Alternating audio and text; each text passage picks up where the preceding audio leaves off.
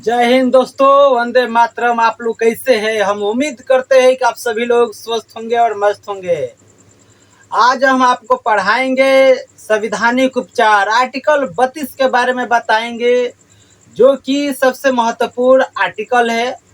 बहुत सारी एग्जाम में से पूछा जाता है और मानव के जीवन लाइफ में अति आवश्यक है आर्टिकल 32 के बारे में जानना, जो कि आप जानिएगा तभी कहीं लड़िएगा।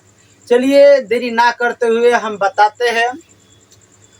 आर्टिकल जो 32 है उसमें कहता है संविधानिक उपचारों का अधिकार। संविधानिक उपचारों का अधिकार आर्टिकल 32 कहता है। जो अनुच्छेद 32 से, इंग्लिश में आर्टिकल कहिए और हिंदी में अनुच्छेद कहिए। अनुच्छेद जो 32 है उसमें दिया है संविधानिक उपचारों का अधिकार। ये संविधानिक उपचारों का अधिकार कहाँ से लिया गया है? तो ये ब्रिटेन से लिया गया है। संवैधानिक उपचारों में जैसे कि मान लेते कोई भी नियम कानून न्यू बनेगा तो उसमें डाल सकते हैं, उसमें रख सकते हैं, या कोई ऐसा आपको कोई नियम कानून लगेगा कि अच्छा नहीं है तो उसको हटा सकते हैं। ये होता है संवैधानिक उपचार। अब समझिए अच्छा से कि संवैधानिक जो उपचार है इसके बारे में अच्छा समझिए। अनुच्छेद 32 जो है संवैधानिक उपचारों का अधिकार है, क्योंकि इसके द्वारा व्यक्ति हनन के मामले पर सीधे सुप्रीम कोर्ट जा सकता है। जैसे कि आर्टिकल जो 32 है ये बताता है कि संवैधानिक उपचार जैसे कोई भी व्यक्ति है, जब इसको अधिकार का हनन होता है, अधिकार का हनन होता है तो वो सीधा सुप्रीम कोर्ट में जा सकता है। जैसे कि नॉर्मली आप समझ सकते हैं कि कोई व्यक्ति पर केस होता है या अन्य कोई कारण बस कोई केस होता है तो वह किस में जाता है? High court. हाई कोर्ट नहीं सुनता है, हाई कोर्ट जो अपना फैसला सुना देता है और वो लोग इस पे अच्छा से एग्री नहीं रहते हैं लोग, तब वो लोग जाते हैं सुप्रीम कोर्ट। लेकिन अनुच्छेद 32 कहता है कि जब भी कोई आपको अधिकारों का हनन हो तो आप सीधा सुप्रीम कोर्ट जा सकते हैं। सुप्रीम कोर्ट 5 प्रकार के रिट या याचिका समादेश से जारी करता है। जो सुप्रीम कोर्ट है 5 प्रकार के रिट या याचिका जारी करता है। 5 प्रकार के रिट क्या है? सबसे इम्पोर्टेंट है और बहुत सारी एग्जाम में पूछा गया है और आप लोग अच्छा से समझिए। 1 नंबर कहता है बंदी प्रत्यक्षीकरण, इसको एक एक अच्छा से हम बताएंगे। 2 नंबर में कहता है फरमादेश और 3 नंबर में कहता है अधिकार पृष्ठांत और 4 नंबर में कहता है प्रतिषेध, 5 नंबर में कहता है उत्प्रेक्षण। डॉक्टर भीमराव अंबेडकर ने संविधान की आत्मा कहा। जो अनुच्छेद 32 से डॉक्टर भीमराव अंबेडकर ने उस संविधान की क्या कहा? आत्मा कहा। और बहुत सारी एग्जाम में पूछा जाता है जो संवैधानिक उपचार है किस देश से लिया गया है? तो दोस्तों घबराइएगा मत, तुरंत आंसर दीजिएगा कि ब्रिटेन से लिया गया है, ब्रिटेन के संविधान से लिया गया है।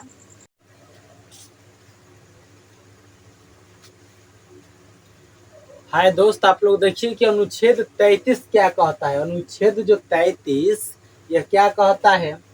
राष्ट्रीय सुरक्षा के हित में संसद, सेना या अधिकारी या मीडिया तथा गुप्तचर के मूल अधिकार को सीमित कर सकती है।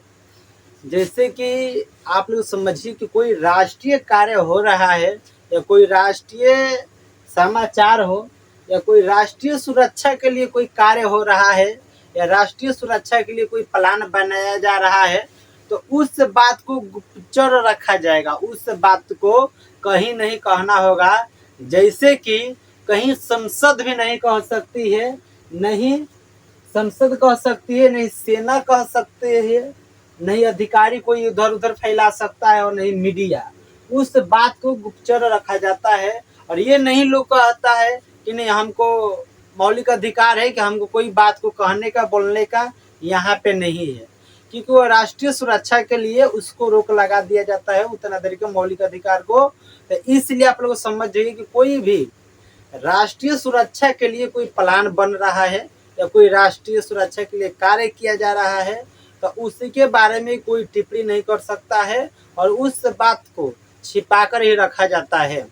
जैसे कि आप लोग समझ सकते हैं कि मान लेते कि अभी पाकिस्तान से युद्ध करना है, तो हम लोग अच्छा से प्लान बनाएंगे कि कैसे युद्ध करना है, कैसे क्या करना है। तो कोई भी व्यक्ति इस बात को लीक के मीडिया या संसद या सेना नहीं कर सकती, कोई लीक नहीं कर सकता है, और करेगा तो उस पर कानूनी कार्रवाई होता है। किसी को अधिकार नहीं है कि राष्ट्रीय सुरक्षा के बारे में जो अलग अलग बातों को लीक करे। अनुच्छेद 34 क्या कहता है, आप लोग अच्छा से समझिए। अनुच्छेद 34 कहता है कि भारत के किसी भी क्षेत्र में सेना कानून, कह रहा है भारत के किसी भी क्षेत्र में सेना कानून यानी मार्शल लॉ लागू किया जा सकता है। जैसे कि भारत के किसी भी कोना में मार्शल लॉ शुरू किया जा सकता है। जैसे कि मान लेते कि मिजोरम हो गया या जम्मू कश्मीर हो गया या आंध्र, अलग अलग राज्य में हो सकता है कि जो जहाँ पर भी कानून लॉ लगाया जा सकता है। ठीक है, लॉ मार्शल लॉ लागू किया जा सकता है। सेना के न्यायालय को कोर्ट मार्शल कहते हैं। जैसे कि मान लेते हैं कि सेना है और कहीं युद्ध हो रहा है, तो उस समय तुरंत अपने जो सेना के प्रमुख होते हैं उनके पास वो लोग कॉल करेंगे और वो अपना कार्य करना शुरू कर देंगे। और उस समय खुद वही कोर्ट होता है, खुद वही जजमेंट होता है। इसके लिए किसी से आज्ञा नहीं लेना पड़ता है कि कहाँ गोली चलाना है या कहाँ नहीं चलाना है, उनको अधिकार है। इसीलिए कहा गया है, आप लोग समझिए कि भारत के किसी भी क्षेत्र में सेना का कानून मार्शल लॉ लागू किया जा सकता है।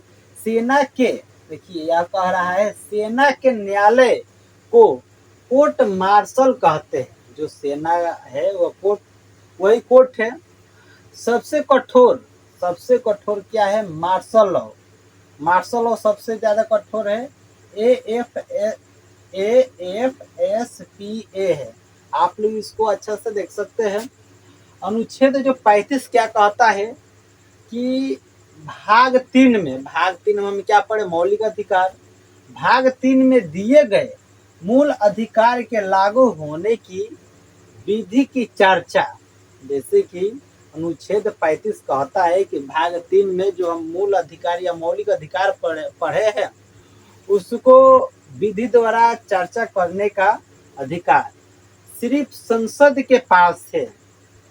कह रहा है कि भाग 3 में दिया गया है कि मूल अधिकार को लागू करना के ये चर्चा कर सकता है, सिर्फ संसद ही कर सकता है, और ये अधिकार सिर्फ संसद के ही पास है और ये राज्य विधान मंडल के पास नहीं है। बहुत सारे इस एग्जाम में पूछता है कि संसद के पास है या विधान मंडल के पास है, तो आप लोग टिक मारिएगा। संसद के पास है। मौलिक अधिकारों के चर्चा या व्याख्या करना, उसमें कोई भी संशोधन भी करना किसके पास है, संसद के पास है, नहीं कि राज्य मंडल के पास है, नहीं कि राज्य विधान मंडल के पास है, ये नहीं होता है। हम उम्मीद करते हैं कि आपको हमारे वीडियो बहुत अच्छा लगा होगा और आप हमारे चैनल को सब्सक्राइब कीजिए और शेयर कीजिए। दोस्त, हम 12 रात बज रहा है उस समय हम लोग वीडियो बना रहे हैं, क्योंकि जो हमारा रूम है ये रोड के किनारे ही है और दिन में हम अपना पढ़ाई करते हैं। और आप सबको वीडियो देखने के लिए बहुत बहुत धन्यवाद। जय हिंद, वंदे मातरम।